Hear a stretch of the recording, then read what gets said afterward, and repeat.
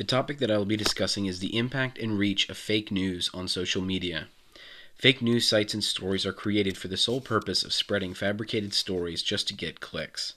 These stories usually target the ideas of select demographic or groups. Their intentions are made effortless with the help of social media sites, in particular Facebook. These stories appeal to what the intended group wants to be true.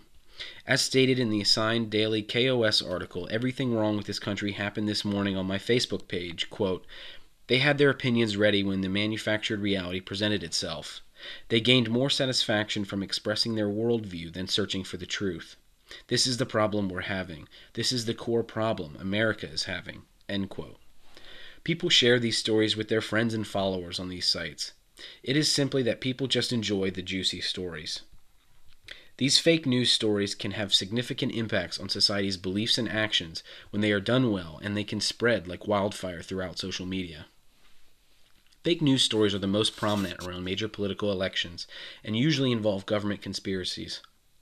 This was never more evident than in our past presidential election. An example of one of these types of stories was a story headlined, "FBI agent suspected in Hillary email leaks found dead in apparent murder-suicide." This article began to circulate on November 5, 2016 from a local Denver newspaper sourced from the denverguardian.com. At the peak of its story's popularity, it was getting 100 shares per minute on Facebook. The article eventually generated roughly 567,000 engagements according to BuzzFeed. This story, however, was completely made up. The Denver Guardian does not even exist, yet 500,000 people read it. All someone had to do was Google the Denver Guardian and they would have seen that this source was completely fake. This is not a unique circumstance.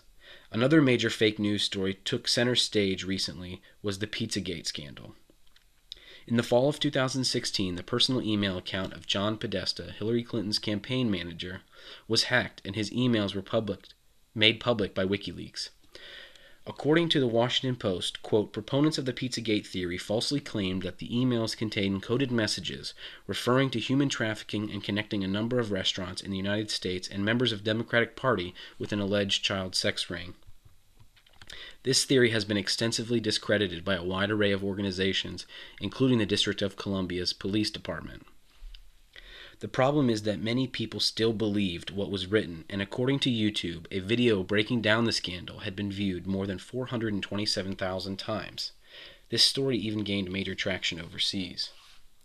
This fake news story has gotten so much attention that Comet Ping Pong, home of the scandal, received hundreds of threats from the theory's believers. It even reached a point where an armed man, Edgar Welch, entered the facility and fired 3 rounds from his assault rifle into the building.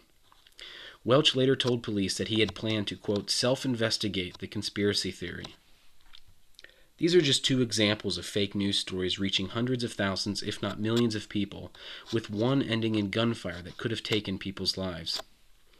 The social media has also brought some ugly social issues to the forefront. These stories, with the help of social media, have immense effect on people's beliefs and shapes people's actions, whether it be through the influence over whom to vote for in an election or enraging people to committing violence.